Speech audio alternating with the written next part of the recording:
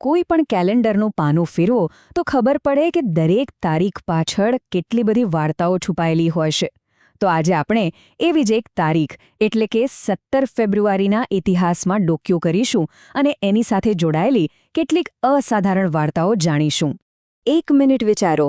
17મી સદીના એક philosopher, United Nations અને આપણી પૃથ્વીના ભવિષ્ય, આ બધા વચ્ચે શું કનેક્શન હોઈ શકે? લાગે છે ને થોડું અટપટું, પણ આ બધાને જોડતી એક જ કડી છે અને એ છે તારીખ 17 ફેબ્રુઆરી. ચાલો આજે આપણે એ જ કડીઓને શોધીએ જે આ બધી અલગ અલગ લાગતી બાબતોને એક સાથે જોડે છે. આજે આપણે શું શું જોવાના છીએ એની એક ટૂંકી રૂપરેખા જોઈ લઈએ. પહેલાં આપણે જોઈશું કે કેવી રીતે એક જ તારીખ સાથે અનેક વાર્તાઓ જોડાયેલી છે. પછી વિશ્વ મંચ પર બનેલી ઘટનાઓ પર નજર કરીશું, ભારતીય ઇતિહાસ પર તેની શું અસર થઈ એ સમજીશું અને હા, ભવિષ્યમાં પણ ડોકિયું કરીશું. અને છેલ્લે આખા દિવસનો એક સારાંશ પણ જોઈશું. તો ચાલો સૌથી પહેલાં શરૂઆત કરીએ વિશ્વના ઇતિહાસથી.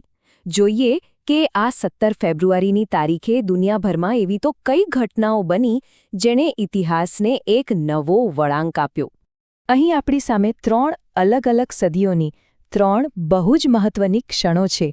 જુઓ, 1600માં વિજ્ઞાન માટે એક મોટું બલિદાન અપાયું. પછી 1946માં શાંતિ સ્થાપવા માટે એક પરિષદ ભરાઈ અને છેક 2005માં આપણા ગ્રહને બચાવવા માટે એક કરાર થયો. એકમાં સંઘર્ષ છે, બીજામાં આશા અને ત્રીજામાં આપણા બધાના ભવિષ્યની ચિંતા. ચાલો સમયમાં પાછા જઈએ. લગભગ 400 વર્ષ પહેલાં, વર્ષ હતું 1600. રોમનો એક ભરચક ચોક હતો અને ત્યાં એક ઇટાલિયન ફિલોસોફર જિયોર્ડાનો બ્રુનોને જીવતા સળગાવી દેવામાં આવ્યા. એમનો ગુનો શું હતો ખબર છે? એમણે બસ એટલું જ કહેવાની હિંમત કરી હતી કે આ બ્રહ્માંડ અનંત છે અને આપણા સૂર્ય જેવા તો બીજા અસંખ્ય તારાઓ છે. પણ એ સમયમાં આવા વિચારોને ધર્મની વિરુદ્ધ માનવામાં આવતા હતા. બ્રુનોનું આ બલિદાન એ માત્ર એક વ્યક્તિનું મૃત્યુ નહોતું, એ વિજ્ઞાનના ઇતિહાસમાં એક પ્રતીક બની ગયું. એ ઘટના આપણને બતાવે છે કે કેવી રીતે મુક્ત વિચાર અને જૂની વિચારધારા વચ્ચે હંમેશા સંઘર્ષ ચાલતો રહે છે. અને એ પણ યાદ અપાવે છે કે ક્યારેક નવા વિચારોને સ્વીકારવા માટે સમાજને કેટલી લાંબી અને કઠિન સફર કરવી પડે છે. ચાલો હવે સમયમાં એક લાંબી છલાંગ મારીએ, સીધા 350 વર્ષ આગળ. બીજા વિશ્વયુદ્ધની ભયંકર તબાહી દુનિયા જોઈ ચૂકી હતી અને હવે બધા જ એ જ કોશિશમાં હતા કે આવું ફરી ક્યારેય ન બને. આ જ પ્રયત્નોના ભાગરૂપે 17 ફેબ્રુઆરી 1946ના રોજ લંડનમાં યુનાઇટેડ નેશન્સ સિક્યોરિટી કાઉન્સિલની એટલે કે સંયુક્ત રાષ્ટ્ર સુરક્ષા પરિષદની પહેલીવાર બેઠક મળી. આ કાઉન્સિલ બનાવવાનો મુખ્ય હેતુ એક જ હતો: દુનિયામાં શાંતિ અને સુરક્ષા જાળવવી.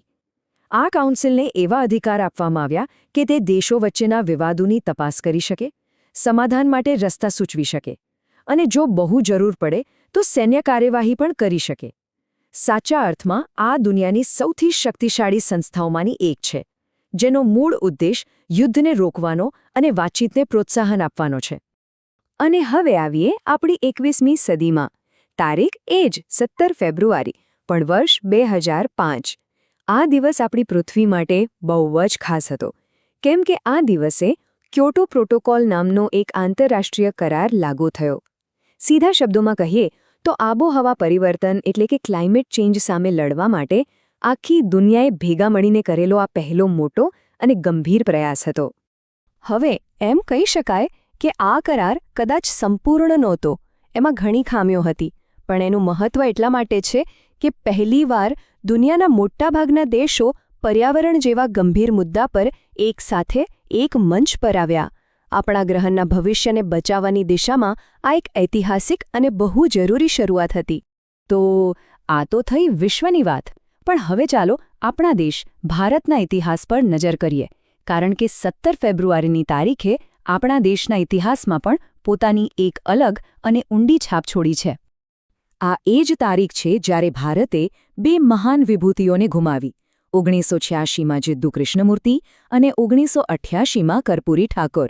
એક એવા વ્યક્તિત્વ જેમણે દુનિયાને વિચારવાની નવી દિશા આપી અને બીજા એવા નેતા જેમણે પોતાનું આખું જીવન સામાજિક સમાનતા માટે લડતા વિતાવ્યું.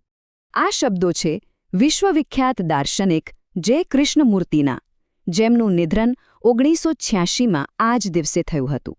એમણે શું શીખવ્યું? એમણે કહ્યું કે કોઈપણ વસ્તુ કે વ્યક્તિને જજ કર્યા વગર બસ એને જેવી છે એવી જોવાની ક્ષમતા એ જ સાચી બુદ્ધિ છે. એમના આ વિચારો આજે પણ દુનિયાભરના લોકોને સેલ્ફ અવેરનેસ એટલે કે આત્મજાગૃતિ માટે પ્રેરણા આપે છે. અને એના બરાબર 2 વર્ષ પછી 1988માં જનનાયક તરીકે જાણીતા કર્પૂરી ઠાકુરનું નિધન થયું. તેઓ બિહારના મુખ્યમંત્રી પણ રહી ચૂક્યા હતા અને એમણે પોતાનું આખું જીવન સમાજના એવા લોકો માટે સમર્પિત કરી દીધું જેઓ વંચિત હતા, પછાત હતા.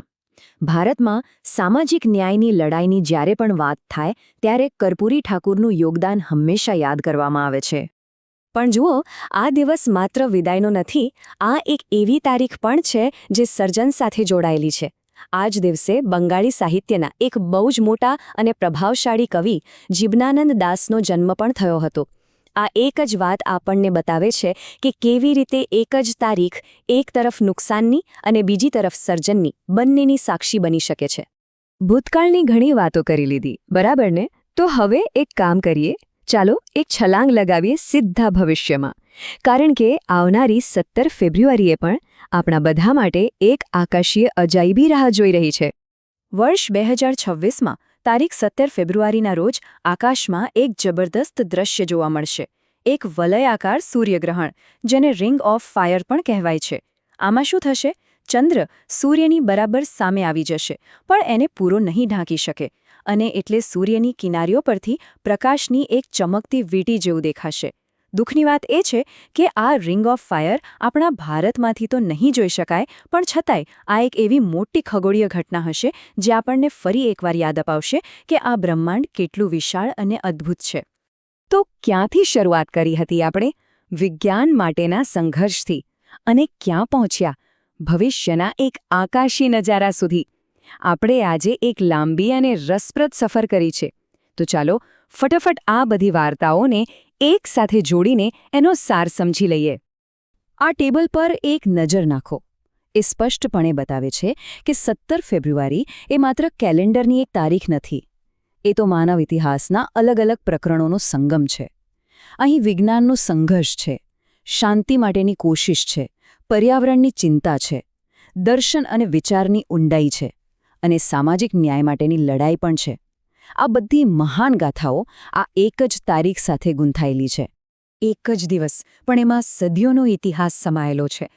આ જોઈને એક સવાલ મનમાં ચોક્કસ આવે છે કે ભવિષ્યમાં જ્યારે ઇતિહાસના પુસ્તકો લખાશે ત્યારે એ આપણા આજના દિવસ વિશે શું કહેશે? જે રીતે ભૂતકાળની ઘટનાઓએ આપણું આજનું જીવન ઘડ્યું છે, બરાબર એ જ રીતે આપણા આજના કામો આવતીકાલનો ઇતિહાસ લખશે. તો આ વિચાર સાથે આપણે આજની આ ઐતિહાસિક સફરને અહીં જ વિરામ આપીએ છીએ.